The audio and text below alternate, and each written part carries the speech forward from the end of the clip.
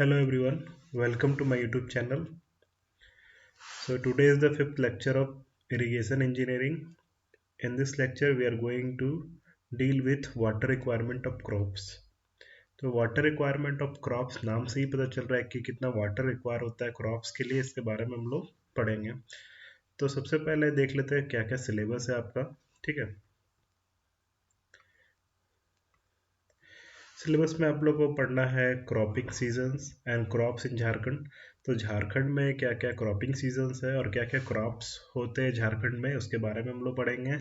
फिर what definition कुछ कुछ देखेंगे, जैसे क्रॉप पीरियड हो गया, बेस पीरियड हो गया, ड्यूटी एंड डेल्टा। फिर what are the different factors which affect duty, ये सब देखेंगे। फिर what is the relation between duty delta and base period, ये सब हम लोग डीपली पढ़ेंगे। ड्यूटी डेल्टा बेस पीरियड ये सब किसको बोलते हैं। फिर शॉर्ट डिफिनेशंस देखेंगे, C C A, G C A, I A, intensity of irrigation, time factor, capacity factor, ये सब शॉर्ट शॉर्ट डिफिनेशन है, ये सब हम लोग देख लेंगे। फिर problems on water requirement and capacity of canal and assessment of irrigation water. तो आइए हम लोग वन बाय वन देखते हैं। सबसे पहले देखेंगे cropping season and crops in Jharkhand. तो बेसिकली तीन टाइप का क्रॉपिंग सीजन होता है झारखंड में, जिसमें पहला आता है आपका खरीफ। खरीफ में खरीफ क्रॉप्स जो होते हैं वो वैसे क्रॉप्स हो गए जिसको जून में सो किया जाता है, मतलब जून में बोया जाता है और अक्टूबर में उसकी कटाई होती है, यानी उसको हार्वेस्ट किया जाता है। तो वैसे में मेन क्रॉप्स आ जाते हैं आपके राइस, या राइस देख सकते हैं। फिर ये हो गया आपका मेज, मेज यानी मक्का। और ये हो गया आपका बाजरा। ठीक है, ये सब जो है मेन क्रॉप्स है आपका खरीफ सीजन का। और वैसे डिस्ट्रिक्ट्स जहाँ पे सबसे ज़्यादा खरीफ क्रॉप्स ग्रो किए जाते हैं उसमें आता है आपका पहले नंबर पे वेस्ट सिंहभूम, फिर हो गया आपका धनबाद, गिरिडीह, बोकारो एंड पाकुड़। तो these are the districts where the kharif crops, main kharif crops in Jharkhand are grown. Next आता है आपका रबी। रबी सीजन आपको नवंबर से मार्च तक रहता है। रबी क्रॉप्स को जो है नवंबर में सो किया जाता है, सोन मतलब कि बोया जाता है, और हार्वेस्ट किया जाता है मार्च में। तो मार्च में इसकी कटाई होती है। एक्चुअली में झारखंड में जो है रबी क्रॉप्स है उसका प्रोडक्शन काफ़ी कम होता है with respect to kharif crops. Kharif crops का प्रोडक्शन बहुत ज़्यादा होता है कंपैरिजन टू रबी क्रॉप्स। ऐसा इसलिए होता है क्योंकि यहाँ के इंसान पीपल सब जो है उसका फूड हैबिट्स पे ये डिपेंड करता है। यहाँ के पीपल जो है खरीफ क्रॉप्स खाना ज़्यादा पसंद करते हैं। मेन रबी क्रॉप्स आपका आ जाएगा वीट, ग्राम, मस्टर्ड, पल्सेस एक्सेट्रा। यहाँ पे आप देख सकते हैं ये हो गया आपका वीट, ये हो गया ग्राम, फिर मस्टर्ड सरसों जिसको बोलते हैं हम लोग, और ये बहुत सारे टाइप के पल्सेस हैं। ठीक है, डिस्ट्रिक्ट जहाँ पे ये रबी क्रॉप्स ज़्यादा ग्रो किया जाता है उसमें आ जाएगा आपका साहिबगंज, पलामू, गोड्डा एक्सेट्रा। तो दीज आर द डिस्ट्रिक्ट्स जो कि जहाँ पे सबसे ज़्यादा रबी क्रॉप्स ग्रो किए जाते हैं। नेक्स्ट आता है आपका जैद सीजन। जैद आपका खरीफ और रबी के बीचों बीच में रहता है, मतलब मार्च में ग्रो किया, मार्च में इसको बोया जाता है और जून में इसकी कटाई होती है। ठीक है, बेसिकली ये समर सीजन में होता है जैद क्रॉप्स। इसके लिए आपको वार्म वेदर रिक्वायर होता है, मतलब थोड़ा सा गर्म वेदर रहना चाहिए। बेसिकली आप फिगर से पता कर सकते हैं, फिगर में आपको दिख रहा है कि जैद क्रॉप्स में क्या क्या डिफरेंट क्रॉप्स है जो कि ग्रो किया जाता है। इसमें आपका मेलन्स हो गया, फिर ककुम्बर हो गया यानी खीरा, मेलन्स हो गया, और बहुत सारे वेजिटेबल्स हो गए। ये काफ़ी जल्दी मैच्योर हो जाता है। आगे देखते हैं मेजर क्रॉप्स इन झारखंड। आगे देखते हैं what are the major crops in Jharkhand. तो सबसे ज़्यादा जो ग्रो किया जाता है यहाँ पे मेजर क्रॉप है, मेन क्रॉप उस वो है आपका पैडी यानी धान। धान यहाँ पे सबसे ज़्यादा उगाया जाता है, और इसमें सबसे ज़्यादा ग्रो करने वाले ये डिस्ट्रिक्ट्स हो गए आपके रांची, उसके बाद ईस्ट सिंहभूम, फिर दुमका, फिर चतरा। तो सबसे ज़्यादा पैडी जो है आपका रांची में उगाया जाता है, फिर आ गया ईस्ट सिंहभूम, फिर दुमका, फिर चतरा। शुगर केन उसके बाद देख सकते हैं, ये सब मेजर क्रॉप्स है झारखंड का। ये थर्ड पोजीशन में आता है आपका, थर्ड पोजीशन में आता है जो सबसे ज़्यादा ग्रो कराया जाता है वैसा क्रॉप्स झारखंड का।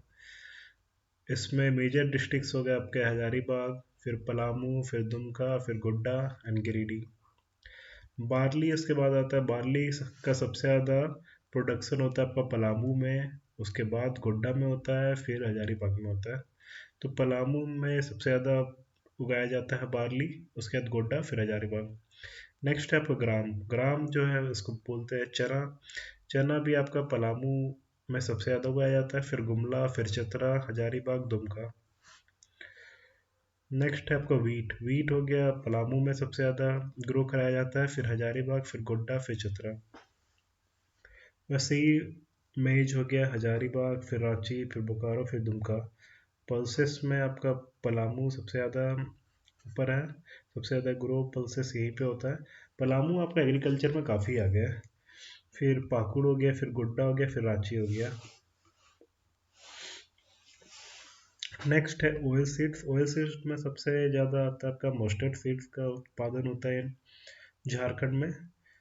तो इसमें सबसे ऊपर में आता है गोड्डा, जहाँ पे सबसे ज़्यादा प्रोडक्शन होता है, फिर हो गया पाकुड़, फिर हो गया देवघर। चलिए ये सब तो हुआ क्रॉपिंग सीजन्स और मेन क्रॉप्स इन झारखंड का बात। अब आगे हम लोग थोड़ा इंट्रोडक्शन में आते हैं कि इस चैप्टर के में हम लोग क्या क्या पढ़ना है। जैसे कि हम लोग जानते हैं कि वाटर जो है काफ़ी आपको वाइटल इंपॉर्टेंस रखता है for proper growth and maturity of the crops. ठीक है, कोई क्रॉप्स अच्छे से ग्रो करे इसमें वाटर का बहुत बड़ा योगदान होता है। वाटर अगर बढ़िया से क्रॉप्स को मिलता है तो उसका प्रोडक्शन काफ़ी ज़्यादा बढ़ जाता है। पहले के टाइम में हम लोग पूरा रेन पे डिपेंड होते थे, बारिश होती थी तब प्रोडक्शन होता था। तो अगर कंपैरिजन किया जाए, वेल अगर पानी मिला है कोई क्रॉप को, तो अगर अच्छे से उसका इरिगेशन हुआ है तो प्रोडक्शन जो है 3 गुना बढ़ाया जा सकता है। ठीक है, फिर वाटर रिक्वायरमेंट भी आपका हर एक क्रॉप्स के लिए अलग अलग होता है। फिर सॉइल टू सॉइल भी वेरी करता है, फिर पीरियड टू पीरियड भी वेरी करता है। तो हर एक क्रॉप्स के लिए अलग वाटर रिक्वायरमेंट होता है, सॉइल टू सॉइल भी वाटर रिक्वायरमेंट वेरी करता है, फिर पीरियड टू पीरियड भी वेरी करता है। इसको और डिटेल में हम लोग समझेंगे। जनरली जो आपका सीजनल रेनफॉल होता है वो उससे जो है पूरा वाटर फुलफिल नहीं हो पाता वाटर रिक्वायरमेंट, इसलिए हम लोग एडिशनल रिक्वायरमेंट के लिए क्या करते हैं, इरिगेशन सिस्टम डिज़ाइन करते हैं। ठीक है, खाली बारिश पे हम लोग डिपेंड रह नहीं सकते हैं, क्योंकि उससे हम लोग को सफिशियंट अमाउंट ऑफ वाटर मिल नहीं जाता। तो इसीलिए हम लोग क्या करते हैं, इरिगेशन सिस्टम पूरा जो एडिशनल रिक्वायरमेंट होता है उसके लिए हम लोग इरिगेशन सिस्टम रखते हैं। आगे देखते हैं सम शॉर्ट डेफिनेशंस, जिसमें सबसे पहले आता है आपका क्रॉप पीरियड। क्रॉप पीरियड ऐसा पीरियड हो गया जब हम लोग कोई क्रॉप को ग्रो करते हैं, तो सबसे पहले उसको बोया जाता है। तो बोने से लेके जब वो पूरा फुली मैच्योर हो जाता है, उसके बाद कटाई उसकी होती है, तो जितना समय लगता है, जितना टाइम पीरियड लगा, वही हो गया आपका क्रॉप पीरियड। ठीक है, मतलब जब सीड को बोया गया और जब उसकी कटाई हुई, तो वहाँ से वहाँ तक का जो टाइम पीरियड होता है उसी को बोलते हैं क्रॉप पीरियड। ठीक है, मतलब आप सिंपली ऐसे बोल सकते हैं कि क्रॉप जब तक फील्ड में रहता है वो हो गया आपका क्रॉप पीरियड। नेक्स्ट है आपका बेस पीरियड। बेस पीरियड क्या हो गया, जब क्रॉप में फर्स्ट वाटरिंग किया जाता है, फर्स्ट वाटरिंग से लेके मेच्योरिटी से पहले का वाटरिंग, इस बीच में जो टाइम होता है फर्स्ट वाटरिंग से लेके जो मैच्योरिटी से पहले जो लास्ट वाटरिंग होता है, तो उस बीच का टाइम पीरियड को बोलते हैं बेस पीरियड। ठीक है, फर्स्ट वाटरिंग मतलब पहले वाटर जो डाला गया, उसके बाद लास्ट वाटरिंग जो हुआ, तो ये दोनों वाटरिंग के बीच में जो डेज का गैप होता है वही हो गया आपका बेस पीरियड। बेस पीरियड को हम लोग बी से डिनोट करते हैं। ठीक है, बी से डिनोट करते हैं, और ये एक्सप्रेस किया जाता है नंबर ऑफ डेज में, मतलब कि नंबर ऑफ डेज में इसको एक्सप्रेस करते हैं हम लोग। आगे देखते हैं बेस पीरियड कुछ कुछ क्रॉप्स का दिया हुआ है। जैसे राइस का बेस पीरियड है आपका 120 डेज, वीट का हो गया 120 डेज, मेज का 120 डेज, कॉटन का 200 डेज एंड शुगर केन का 320 डेज। शुगर केन ऐसे भी 10 महीना से ऊपर उसको लग जाता है, फॉर कंप्लीट मैच्योरिटी। नेक्स्ट आगे देखते हैं डेल्टा। ठीक है, व्हाट इज डेल्टा? तो डेल्टा को समझने के लिए एक एग्जांपल हम लोग लेते हैं। मान लीजिए कि ये आपका एग्रीकल्चरल फील्ड है, ये आपको फिगर दिख रहा होगा, ये मान लीजिए एग्रीकल्चरल फील्ड है। तो इसमें क्रॉप्स उगाएंगे हम लोग। तो सबसे पहले पहला वाटरिंग देंगे, मतलब जो स्टार्टिंग में वाटर दिए, तो ये वाटर दिए मान लीजिए।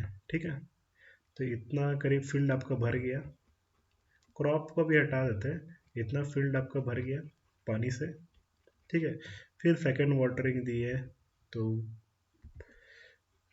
फील्ड आपका कुछ इस कदर पर बढ़ गया। फिर कुछ दिन बाद फिर थर्ड वाटरिंग, फिर फोर्थ वाटरिंग, ऐसे क्या हुआ, फील्ड कुछ हाइट तक जो भर जाता है। तो ये जो हाइट हो गया ना आपका, यही हाइट होता है आपका डेल्टा। ठीक है, यही हाइट हो गया आपका डेल्टा। मतलब वाटर हम लोग, अगर वाटर में कोई लॉस नहीं हो और हम लोग वाटरिंग करते जा रहे हैं, तो जिस हाइट तक आपका वाटर पहुंचता है उसी को बोलते हैं डेल्टा। ठीक है, अगर इसका डिफिनेशन हम लोग देखना चाहें, तो it is a total amount of water supplied to the crop from first to last watering is stored on the land without any loss. अगर जितना हम लोग पूरा पानी जितना हम लोग दिए कोई क्रॉप को ग्रो करने के लिए, from first watering to last watering, उसको वैसे ही अगर छोड़ दिया जाए, उसमें कोई लॉस नहीं हो, तो जिस हाइट तक ये वाटर पहुंचेगा वो हाइट को बोलते हैं डेल्टा। ठीक है, डेल्टा, ये हो गया आपका डेल्टा। ठीक है, तो डेल्टा को हम लोग इस सिंबल से डिनोट करते हैं, ये डेल्टा हो गया, और ये सेंटीमीटर में एक्सप्रेस इसको करता है। ठीक है, कितना सेंटीमीटर तक हम लोग इसको वाटर दिए, वही हो गया आपका डेल्टा। ये कुछ कुछ खरीफ क्रॉप है और रबी क्रॉप है, इसका डेल्टा गिवन है। राइस में पानी बहुत ज़्यादा चाहिए होता है, इसलिए इसका डेल्टा आपको 125 सेंटीमीटर। वही मेज में 45 सेंटीमीटर में काम चल जाता है। मेज में जो है ये, इसमें लेस केयर, सबसे लेस केयर चाहिए होता है, और प्रोडक्शन भी बहुत अच्छा होता है मेज में। फिर ग्राउंड नट है, ग्राउंड नट में डेल्टा और कम चाहिए होता है, 30 सेंटीमीटर। वही कुछ रबी क्रॉप्स का भी दिया हुआ है। रबी क्रॉप्स में आपका वीट आ गया, वीट का डेल्टा आपका सेंटीमीटर में 40। वही मस्टर्ड है, मस्टर्ड का 45, ग्राम का 30, पोटैटो का 75। सो this is all for today. Hope you liked the lecture. If you liked the lecture, kindly subscribe it for more videos.